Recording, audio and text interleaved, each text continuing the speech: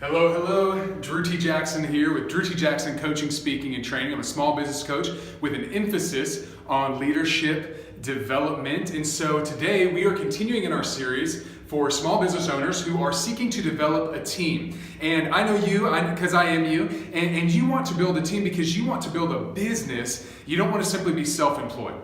You want to build a business that can run with you there or not. And to do that, you're going to have to build a team. So this is my series on how to identify potential team members. And this is based on a training or a book from John Maxwell called Developing the Leaders Around You. And as a John Maxwell certified coach, I'm able to bring this kind of content into your organization and put together a training program for your team to help you do this. If that's something you're interested in, you can contact me. I'll give you the information at the end. But first, let's talk about 10 qualities of a dream team. 10 qualities of a dream team. And I'm going to start each one of these qualities out 1 through 9 with the term team members, and then number 10 is unique, and we'll talk about that in a moment. But number 1, team members care for one another. They care for one another. They look out for the interests of others. They care for the other team members, and they genuinely have care and concern for them. So that's first and foremost. We want to have care for one another, to have a dream team, a cohesive team that works together and accomplishes the goal together. Number 2, a dream team, team members know what's important. They know what's important. Now, this is up to you, team leader, to cast the vision. Have you cast a compelling vision? Have you shared a vision that they understand? They know what the win is what I like to say. They know what the win is. How do they get a field goal, right? How do they get a touchdown? How do they get a home run? Which one are you doing? Are you getting home runs or field goals or touchdowns? What are you doing? And you have to define that for them so they know where they're going. They know what's important. I sent an email out to one of my team members this week and I said, this is our goal for this Saturday. We have a workshop. So our win, what's important now, great acronym for win, what's important this week is filling that class.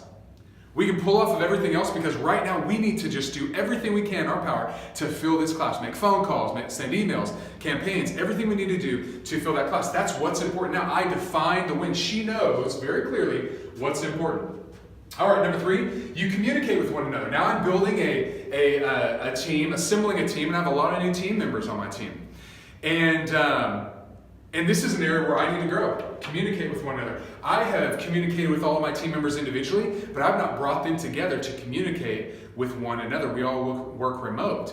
So with that, that's an area where I'm working on, and I have made a decision that in the next week, I'm going to make sure that we are all introduced and have communicated with one another. I have some of that built in for this weekend, but I'm going to make sure that everybody does that officially in this next week. Which brings us to the next point, is growing together. If they're going to grow together, they have to know one another. And I was talking to a business owner yesterday, small business owner, and he after my speaking engagement, I spoke at this event, and he came up to me afterwards, and he said, I love the content that you're sharing, and this is the type of stuff that I do with my organization.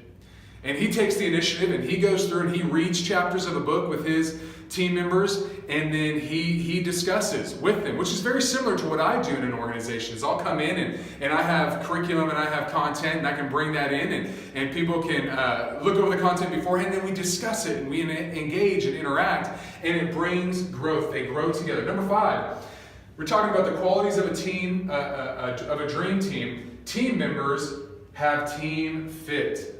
I call this chemistry. They have chemistry. This is something that you know if it's there, and you know if it's not, right? Your team has chemistry. They work well together. You want to have team chemistry. You might have someone that is competent on your team, but they just don't have chemistry with the rest of the team. And if they're missing that chemistry element, you'll feel it. It'll rub. There'll be friction in everything that you do.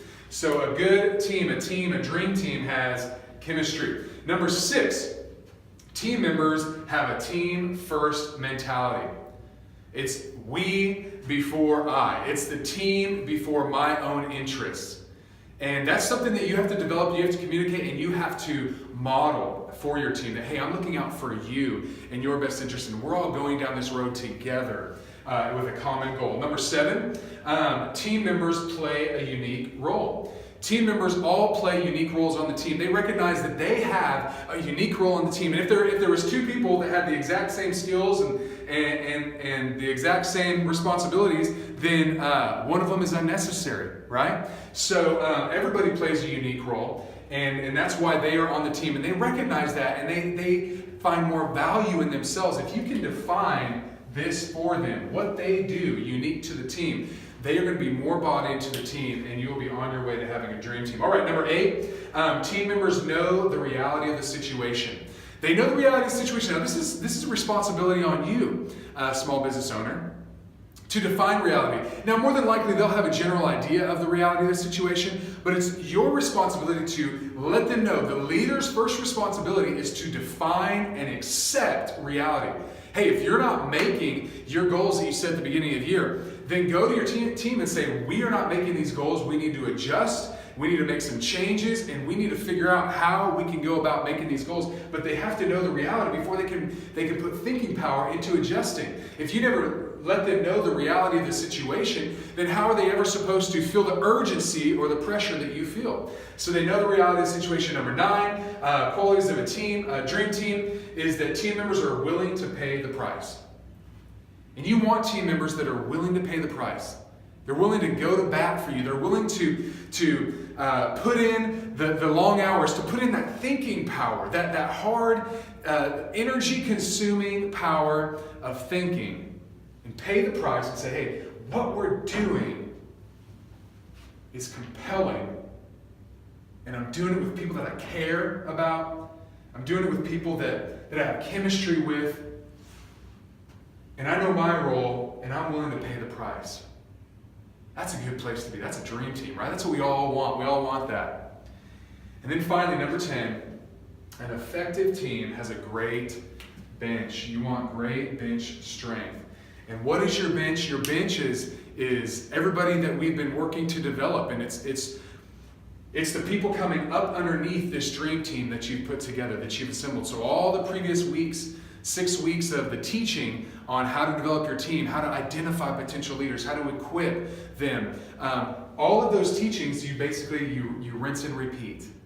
If you want a dream team, you rinse and repeat so that you can continue to have a wonderful, thriving crop of potential leaders coming up, so you can scale up your business, you continue to grow, you continue to employ other people, others can continue to grow up in your business, and we just see an amazing thing take place as your small business grows. And so that's what I want for you. That's what I would love to help you do in your business. Maybe you are like the guy I talked to yesterday, and you've got this under control, and this is just gives you extra material that you can share with your team. I hope that's the case for you. But if it's not, if you don't have the time, or you don't have the content, or it's not something that you feel is your strongest gift is to build a team, then let me come alongside you. Let me come into your business and help you develop your team, your dream team, so that you can achieve your goal and your business can run without you. If that's something that's appealing to you and you'd like to do, you can go to drewtjackson.com/contact. Fill out the contact form. That'll go directly to my email, and I would love to talk with you. We can set up an appointment